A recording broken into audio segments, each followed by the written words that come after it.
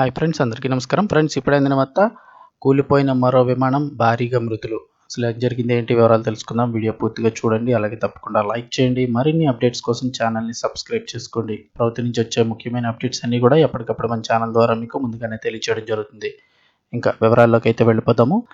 అంకారాలోని ఓ private jet కుప్పకూలిపోయింది. ఈ ప్రమాదంలో 8 మంది మృతి చెందారు.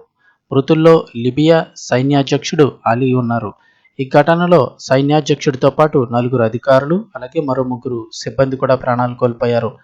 రన్వే పై నుంచి టేకాఫ్ అయిన కొద్దిసేపటికే ఈ విమానం ప్రమాదం జరిగినట్లుగా అధికారులు వెల్లడించారు. ఇక సైన్యాధ్యక్షుడి మృతిని లిబియా ప్రధానమంత్రి అబ్దుల్ హమీద్ ధృవీకరించారు.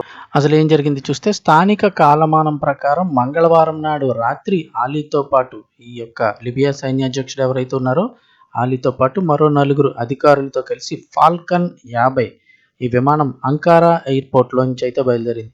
అనంతరం 42 నిమిషాలకు విమానంతో సంబంధాలు తెగిపోయాయి. వెంటనే అధికారులందరూ అప్రమత్తమయ్యారు. విమాన శిథిలాలను అంకారాకు నైరుతి దిశలో గుర్తించారు. ప్రమాదానికి గల కారణాలపై అధికారులు ఇప్పుడు దర్యాప్తు అయితే చేపట్టారు. ఈ ఘటనలో ఈ ప్రైవేట్ జెట్లో ప్రయాణించినటువంటి 8 మంది కూడా మృతి చెందడం జరిగింది.